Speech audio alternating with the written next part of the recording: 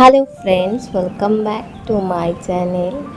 আজকে তোমাদের সাথে একটা শর্ট ভিডিও নিয়ে এসেছি, যেটা হচ্ছে আমাদের বাড়িতে কালকে ছিল নারায়ণ পুজো। ছোট করেই হয়েছিল, সেরকম খুব একটা বড় করে হয়নি।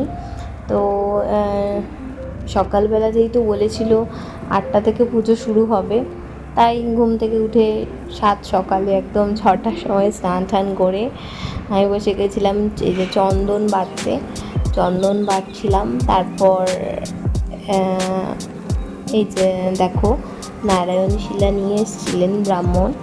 তো বসানোর পর মানে তাড়াতাড়ি করে এটা নিয়েছি, ক্যামেরাতে ক্যাপচার করেছি। যাই হোক, তারপর মিডিলে অনেক কাজ করেছি, মানে এই ফল কাটা, গুছানো, নারকেল কোড়া। তো এইগুলো আর মানে এত ব্যস্ততার মধ্যে প্রত্যেকটা জিনিস আর ব্লগে তোলা হয়নি। তো যার পর এখানে উনি এটা খুব সুন্দর একটা ঘট বসানোর সময় এরকম মানে করছিল কিছু একটা, আমি এক্স্যাক্টলি না বলতে পারবো না। যদি তোমরা কেউ জেনে থাকো আমাকে কমেন্টে লিখে জানিও যে এটা কী করছিল বা কী করতে হয় না করতে হয়।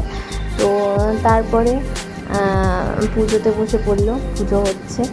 আর যেটা করেছিলাম আমি সংকল্প করেছিলাম, সেটার ভিডিওটাও মানে আমাকে যেহেতু কথা বলতে বারণ করেছিল সেই সময় কারোর সঙ্গে, তাই মাকে বলেছিলাম, মাও বলে গেছে।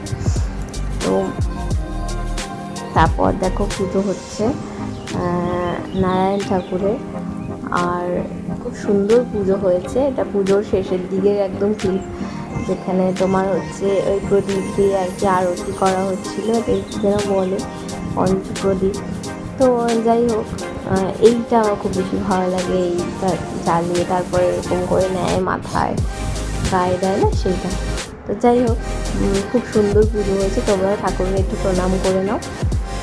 আর পুজো হয়ে যাওয়ার পরে শেষে আমি চালকলা, তারপরে শিঙি সব মেখেছিলাম। তো এই যে মা প্রণাম করছে, তারপর হচ্ছে তোমাদের সাথে সেটাও শেয়ার করছি। দেখে নাও, এটাই মেখেছিলাম। তো মা তো খেয়ে বললো দারুণ হয়েছে, আর যাদেরকে প্রসাদ দেওয়া হয়েছিল তারাও খেয়ে বলেছে দারুণ হয়েছে। তো এই যে মিষ্টি আর এই যে চালকলা মাখা, যেটাই মেখে রেখেছি, তোমাদেরকে দেখিয়ে দিলাম। এই ফাইনালি একটা ফাইনাল লুক দেখিয়ে দিলাম। ওকে, চলো টাটা, বাই।